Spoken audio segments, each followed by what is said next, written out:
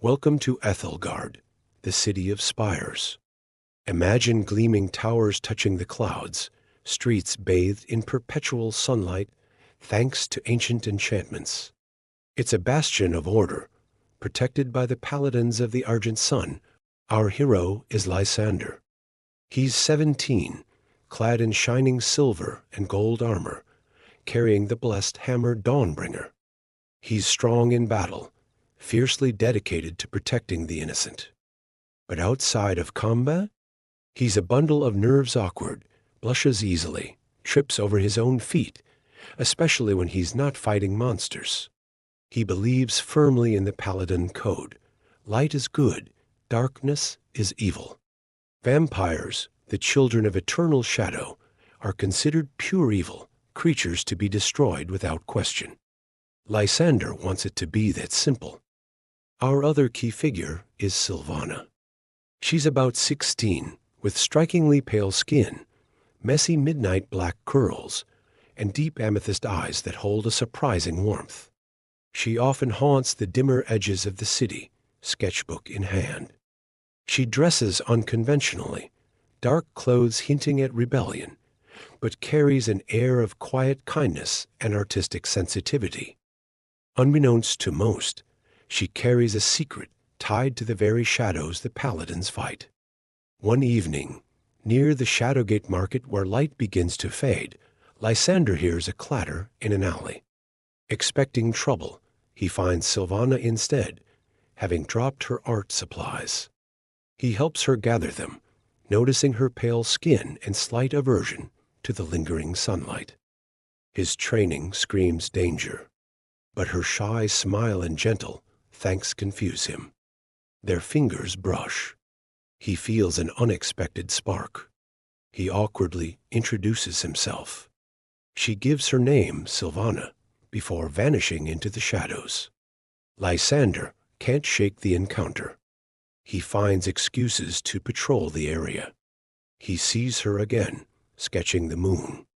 Hesitantly, he talks to her. Their conversations, initially stilted, mostly his fault, become secret meetings. He learns she loves the night's quiet, dislikes cruelty, and feels like an outcast. He shares his own doubts about the rigid paladin life. He sees her kindness to strays and beggars. He pieces together the signs, the paleness, the night preference, a fleeting glimpse of fangs quickly hidden. He realizes, with growing dread and undeniable attraction, what she is: a vampire. Yet, everything he sees contradicts the monstrous image he was taught. He's falling for her, the flustered paladin losing his heart to the enemy, tearing him apart. Sensing his turmoil, Sylvana confesses.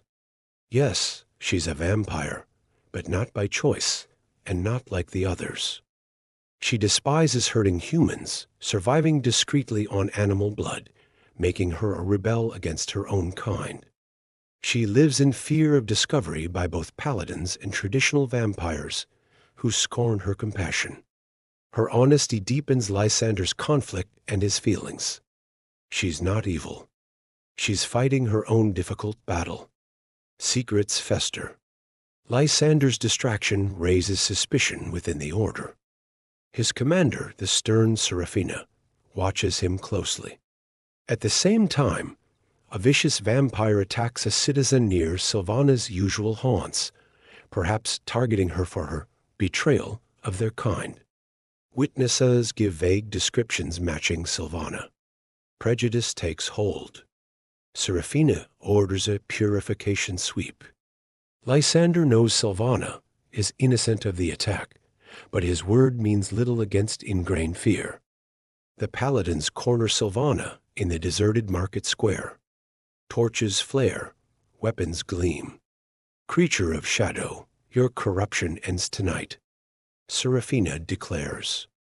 Sylvana looks terrified but defiant, showing no aggression. Lysander arrives, his heart pounding. He sees his comrades ready to strike down the kind, artistic girl he knows. His oaths clash violently with his conscience. Stop! He steps between Sylvana and the paladins, his shield flaring instinctively, protecting her from them. Gasps echo. Lysander. Step aside. Seraphina commands. She is not the one. Lysander insists, voice shaking but firm. She harms no one. Our duty is to protect the innocent. Judge her by her actions, not her nature. He's flustered, red-faced, but resolute. Suddenly, the real attacker, the aggressive vampire, leaps from the shadows, snarling traitor at Sylvana. He lunges. Instinctively, Sylvana shoves Lysander clear of a blow meant for him, taking a slash to her own arm. Dark blood wells. Seeing this, and Lysander staggering the true attacker with a non-lethal blast from Dawnbringer, the other paladins finally see the real threat and swiftly subdue the snarling vampire. Silence falls. The paladins look at the captured vampire, at Sylvana clutching her bleeding arm, and at Lysander standing protectively nearby. Seraphina eyes Lysander sternly. You defied orders, Lysander. There will be consequences. She pauses, glancing at Sylvana's wound, perhaps a flicker of doubt in her eyes.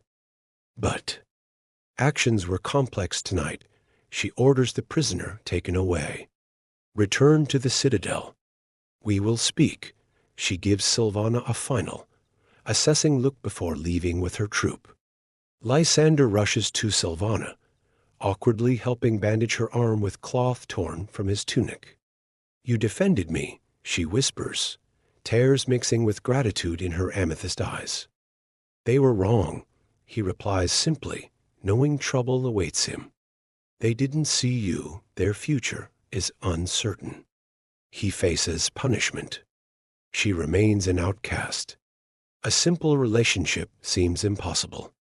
But in that moment, under the moon, a paladin of light and a rebel of darkness share an understanding.